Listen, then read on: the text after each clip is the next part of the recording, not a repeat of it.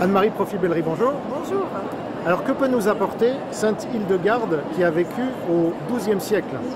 Et oui, ça semble très loin et elle peut quand même nous apporter énormément de choses puisque tous ces écrits peuvent être contemporains, tant au niveau théologique, donc plutôt de l'esprit, que de l'âme dans nos comportements du quotidien, et puis au niveau du corps pour notre santé. Donc c'est vraiment un tout. Hildegarde, elle parle de l'être humain comme une entité corps, âme, esprit qui est indissociable en fait.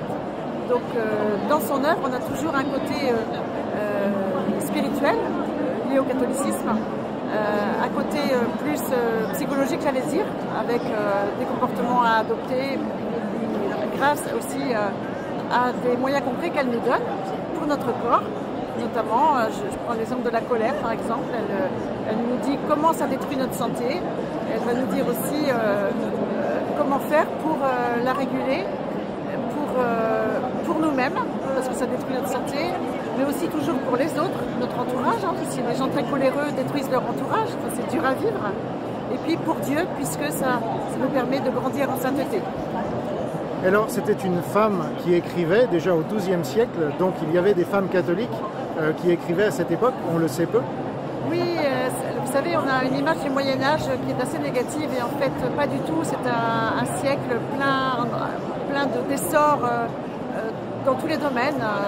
Il y a des gros progrès qui sont faits et il y a des manuscrits qui circulent dans les abbayes puisque il faut savoir qu'à cette époque-là, il n'y avait pas encore les universités qui sont apparues un siècle plus tard. Donc tout le savoir, grandiose de toutes les disciplines, était concentré dans les abbayes.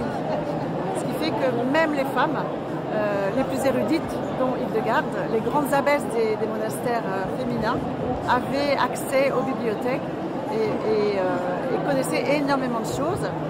Alors la deuxième chose aussi, c'était à savoir un peu plus pratique, mais quand même qui est nourrie par des auteurs anciens, très anciens, de médecine antique, puisque tous les monastères, à la demande de Charlemagne bien avant, ont un jardin des simples pour soigner. Donc, tous les monastères ont aussi leur infirmerie.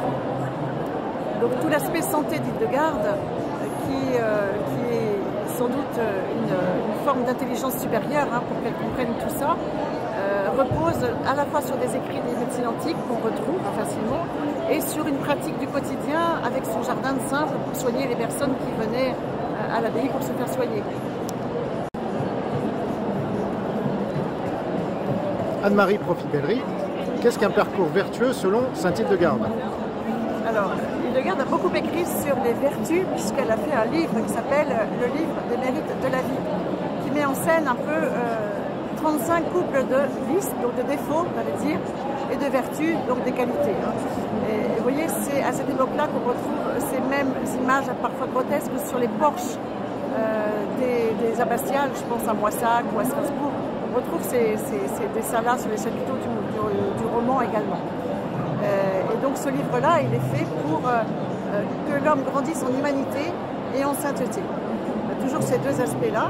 Et c'est un livre qui est très imagé, très allégorique, et qui est intéressant à travailler parce qu'on a des clés pour aujourd'hui.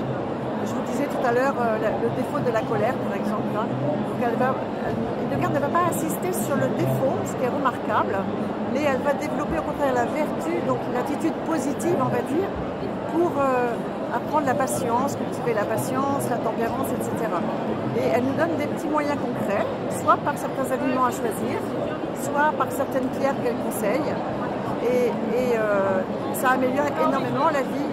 Et toujours ces trois aspects, pour soi-même, pour les autres, notre entourage, et pour Dieu. Voilà. Merci beaucoup.